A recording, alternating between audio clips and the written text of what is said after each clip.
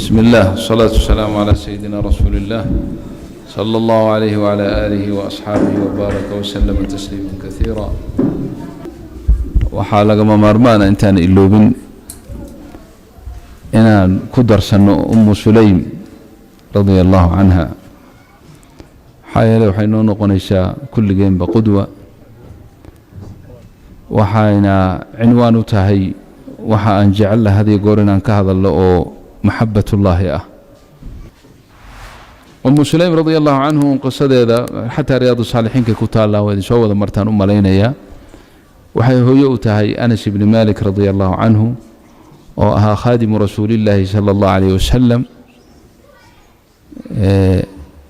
waa kii yiri 10 sana nabiga u khidmeeyay oo weligiis uffin ima oranin weligeyna waxaan sameeyay maxaad u sameysay ima oranin weligeyna waxaan sameyn hadaad sameyn lahayd ima oranin radiyallahu anhu isaga ka sheekeynay hooyadii ka sheekeynaya waliba arrimo khaas oo yaani dadka caadiga aan habooneen buu ka sheekeeyay si diinta looga qaato. Sulaym zawjkeeda markaa Abu Talha ahaa Abu Talha radiyallahu anhu wuxuu u baxay jihaad fi sabiilillah nabigu raacay wiil uu dhalay oo Sulaym ay dhashay oo buka ayuuna tagay yarkii uu buka uu tagay nabigu raacay sallallahu alayhi wasallam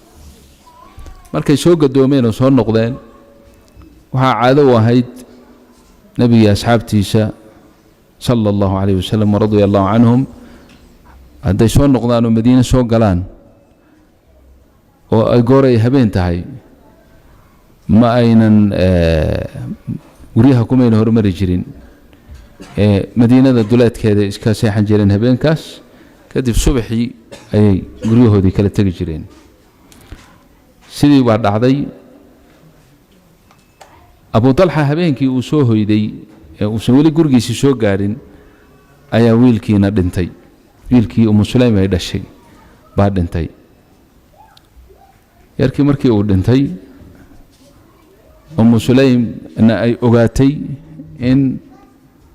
Abu Talha uu soo noqday oo uu joogo oo beritaba uu subaxii guriga iman doono horta bal marka ugu horeysa dadkii gabdhihii iyo jiiraankii bay la dardaarantay waxay tiri Abu Talha wiilkiisa dhintay yaan la iga hormarin qofka u sheega anigu aan ugu horeeyo waa arinta koobaad. arinta labaadna iyaduna gurigeedii way hagaajisay guri geeri taalo kamay dhigine guri guur ama aroos yaalay ka dhigtay waa iska fahmaysan baan u maray guri aroos bay ka dhigtay gurigii way qurxisay shaxshax bay ka dhigtay ayadina shaxshax bay iska dhigtay hagaajisay ma garatay marka waxa meesha yaalana waa ilmihii ay dhashay ee beerkeeda gabal kamida ahaa oo dhintay oo dhimashadu ku cusub tahay ayaa guriga yaala gurigeena waxay ka dhigtay guri gabadh aroosaho ninkeedii oo safar ka yimid ay ku soo dhaweynayso iyada gurigana hagaajisay iyaduna is hagaajisay maxay u jeedaa waa su'aal hal isweydii hay ka wada waxay ka tahay maxabbo iyo kalgacayl iyo arrimaha rag iyo dumar ka dhaxeeyo oo jacayl ay arrimaha u qabta miya jawaabtu waa maya laana musiibada haysatay ku dhacday ee ilmaheedii dhintay baa wax kasta ka weyn laakiin ujeedada kale ay ka leedahay waxa weeye qadarka ilaahay ee yimid raalli bay ku tahay laakiin waxay rabtaa haddana ilaahay inay tusiso Allah inay u muujiso inay raalli ku tahay maaha way ku sabartay maaha inay raalli ku tahay muntaha rida ay ku tahay nolosheedii inay sidii meeshii ka wadato sidii caadiga ahaan jirtay gabar ninkeedii qabay uu maqnaa oo yimid caado waxa inay guriga hagaajiso iyaduna is hagaajiso hawsha halka ku dhamaato sidii bay ku waday dadkiina way la dardaarantay waxay tiri Abu Talha ayaan loo sheegin Abu Talha gurigii markii uu yimid oo uu soo hoyday habeenkii soo hoyday ee uu guriga yimid waliba habeen bay ahayd lana maalinnimadii bay soo gaareen gurigii ee masaajidka dabadeedna waa la sheegay saasay guriga ugu yimid Abu Talha dee gurigiisii oo iska nabad u yimid oo maaragtay oo hagaagsan oo quruxsan oo kuma shakinin in wax dhibaato ay jiraan laakiin wiilkiisoo buu ku ogaayo wuxuu weydiiyey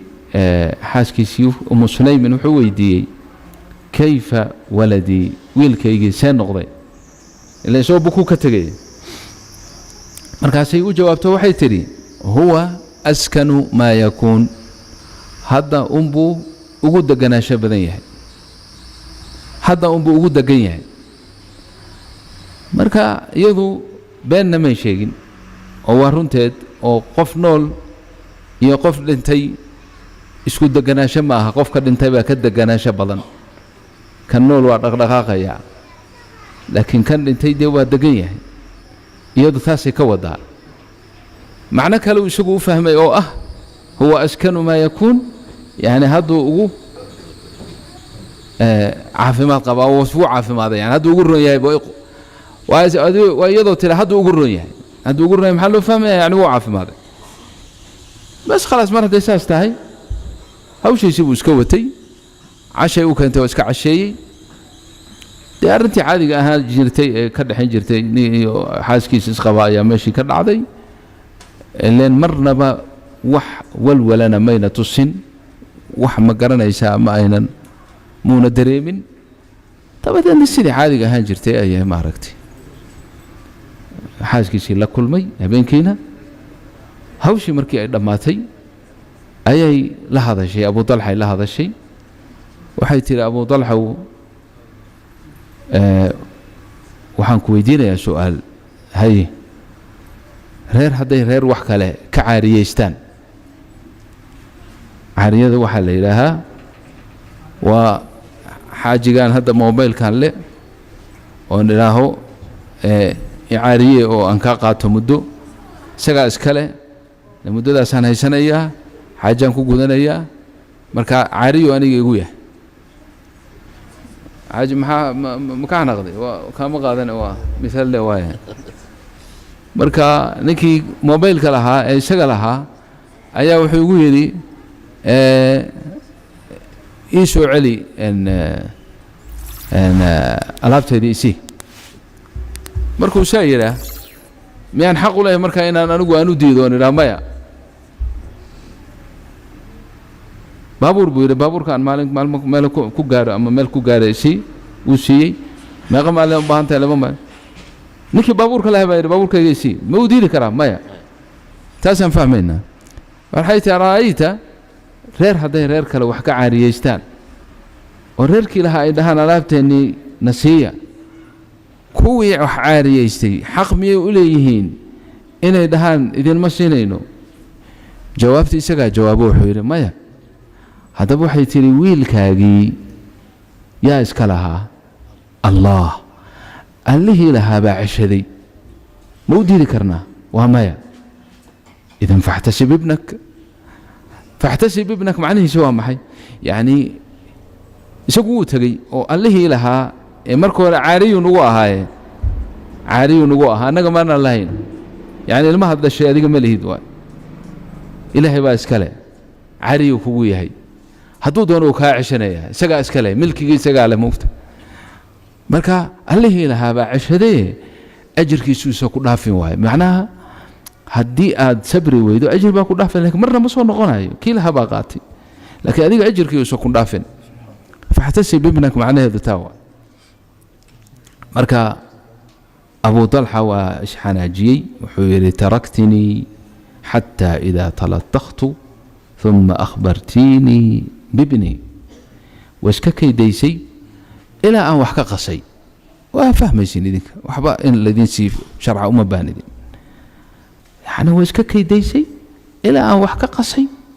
مركز كدي بالمهي انت هذا أي شيء سامع مركز يتير وركا كبحوه أردو المها سوءاس المها سيدي والواسي أبو طلحة رضي الله عنه arrintii iyada ahayd buu nabiga u sheegay sallallahu alayhi wasallam nabigu arrintaad buu ugu farxay wuxuu ku farxayaa mustawaha iimaankeeda gabadhaas iimaankeedu meesha uu joogo ayuu ku farxayo nabigu ilaahay buu rabbigiisu jecel yahay rabbigiis cidda jecelna wuu jecel yahay gabadhaasina waxay saa u samaysay nin jacayl iyo inayna ka ahayn xubbullaahi iyo inay tusto ilaahay muntaha ridaa inay gaadhay inay saa u samaysay og yahay dabadeed duca nabi baa meeshii ka dhacday wuxuu yidhi abu talxaw acarastum alleyla xalay aroos ma samayseen waa hadal mafhuum ah waaye waa hadal la fahmi karo acarastum alleyla qaala nacam ها وحول بارك الله في ليلتكما هبينكي الناس الله يدين بركيو سليم رضي الله عنها أوركي أي هبينكا يالتي مركي سقال بلود مريسو أيا وحاسوب بحي هدنا في سبيل الله كرين لو بحو وجهاد لو بحو أبو طلحة ولقو قري جيش كأنه قيب قالوا نبينا الراع عليه الصلاة والسلام ولقينا النبي كما هرجرنا دو بحو والله بحات والله سو نقضا والله سو نقضا waxay tiri markan anu ka hari maayo waa kula jira sagaal bilood oo uura hadana waxay tiri jihaadka loo socdo kama haray waa ku jira way raacday jihaadkii bay raacday markay soo dhamaaday jihaadkii soo dhamaaday oo ay soo noqdeen oo ay Madiina duleedkeeda habeenka ay intay baryeen ay berita ay soo galayaan ayaa fooshi qabatay ilmihii inay umusho marka ay fooshi ay qabatay ayuu deejeeshkiina waa dareeray subaxii bay ahayd subaxii waa dareereen nabiga asxaabtiisii Madiina loo dareeray Abu Talha islaantiisii buu ku haray oo fool ah markaasuu ilaahay la hadlay على قوينا dadkan iyo rabbigood ka dhaxeeya الله رب العالمين وبريه وحول إلهي ودكتهي إن أن جعلهي نبي صلى الله عليه وسلم مركو مدينة كبحينا إن نكبح ومركو قلينا إن نقلو يعني حتى ما مصيبة الدنيا هي ستماها وحو كحو يهي نبي صلى الله عليه وسلم مدينة قلينا وسقونا لقلين مركا وانا دركتها دبكان إيقب صدي ما انت كلمة دعاء ودعيست أفكيس كما ضمانن إلا إلهي حنوكي فوشها وكدو القاضي سليم بحيتري يا أبا طلحة لقد ذهب عني الذي كنت أجد ألمكي يا نبركي إهيه فوشها وإجتغيه إن نقاجي أنسعنا إلهي وكدو القاضي ونقاجيا مدينة لقلي الحمد لله مركي قرقة دي تكتي أيا ويل بي شيء ويل كينا في قبرداس يعني سبحان الله يعني مدى يعني حبها لله ورسوله أنا سو ويل كذا أيوة حلو ترك هذا أنا سو ويل كان حضر الشيء والله علوشيسا وحكه الرينيا عن روفت النبي مجرته جي والنبي أوجي والنبي قال عنكيسي عن روفتيسي علوشيسا وحوه الريا قال هالنقض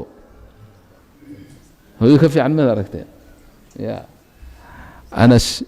ولالكيسي يا رب سوحن باري نبي وكاني نبي صلى الله عليه وسلم دعادي سابا أهر مرتي لفتي سوساري تحنيك وحلي لابو أسمي أو تمر بو نبي صلى الله عليه وسلم انتو على جيي